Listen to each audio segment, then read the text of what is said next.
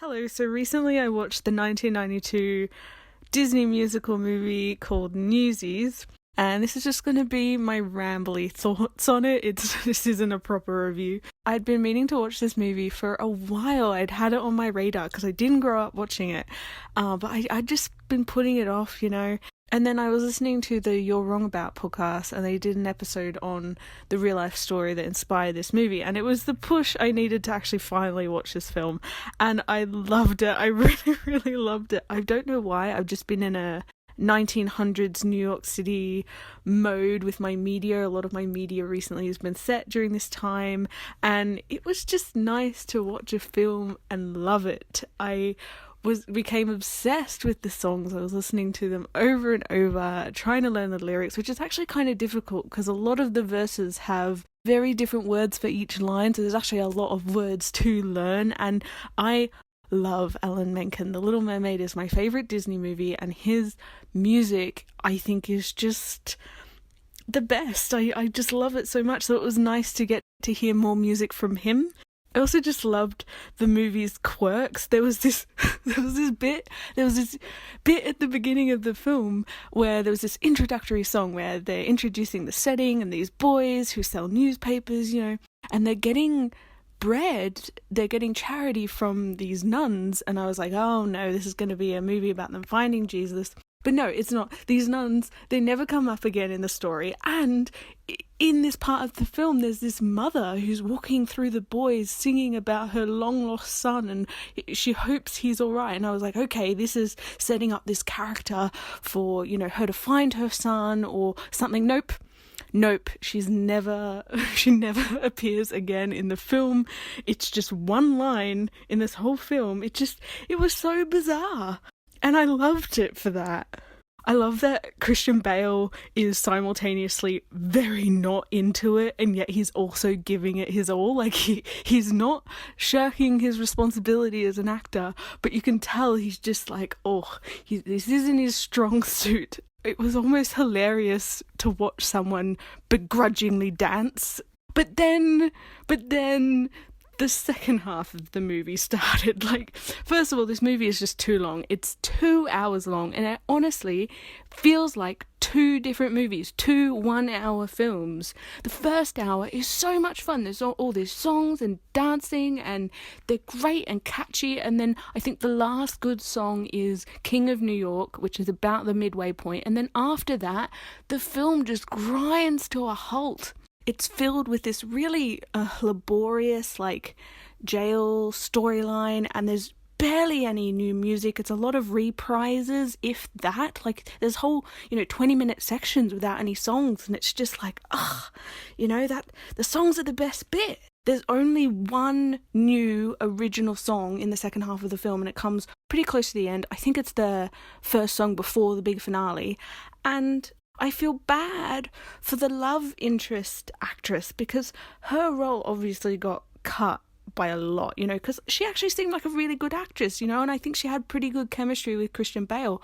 But that plotline just felt so hollow because she wasn't given any room in the film. She only had one line of sung dialogue, and it came in that second last song, and I was just like, whoa, she sung one line.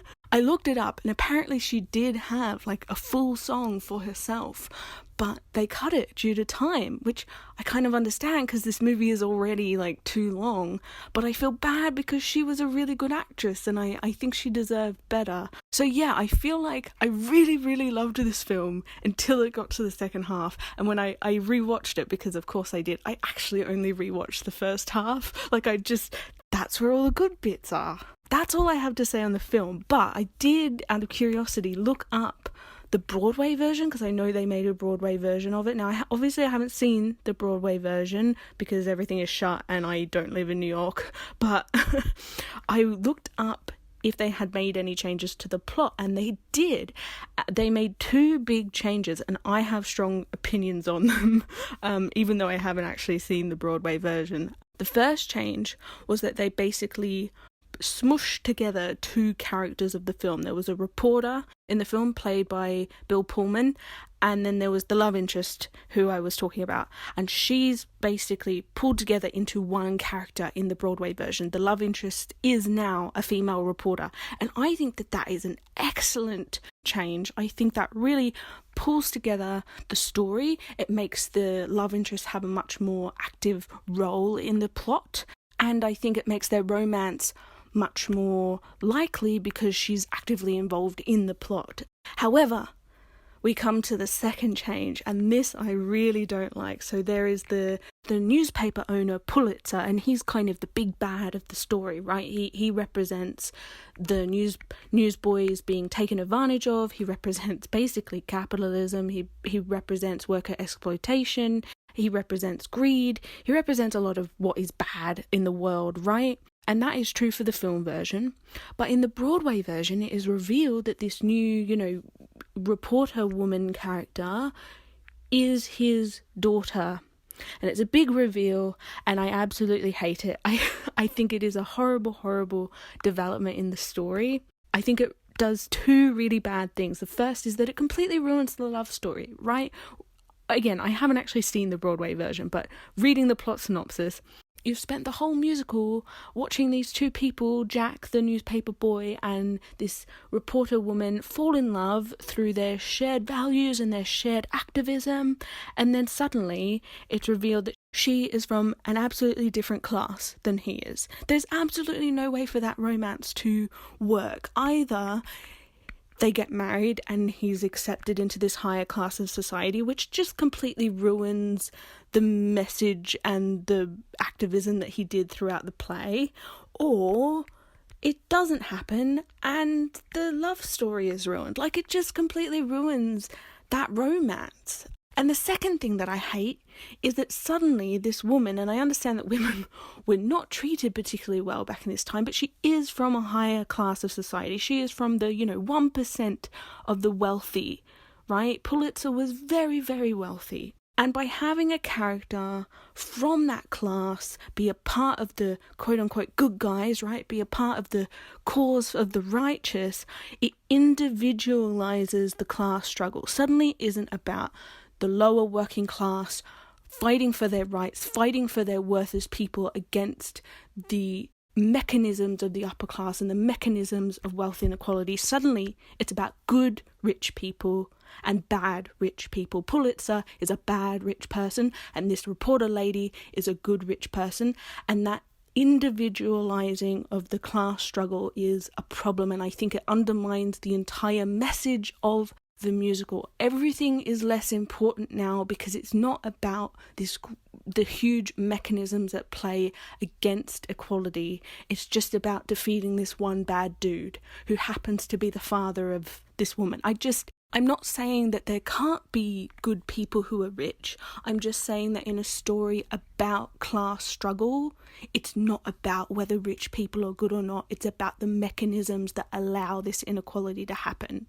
And when you're making heroes out of the working class and their struggle to unionize and struggle to get any semblance of power in this system, by making one of those heroes one of the rich people, it doesn't work. It doesn't work. So despite the fact that I absolutely love the change of making the reporter and the love interest the one character in the Broadway version, if it comes along with this change that she's Pulitzer's daughter, I really don't like it, and I'd rather just leave it all and have the somewhat messier, not quite as neat film version, because at least the love interest character of the film version comes from the same world that Jack Kelly does, even though it is underdeveloped in the actual film.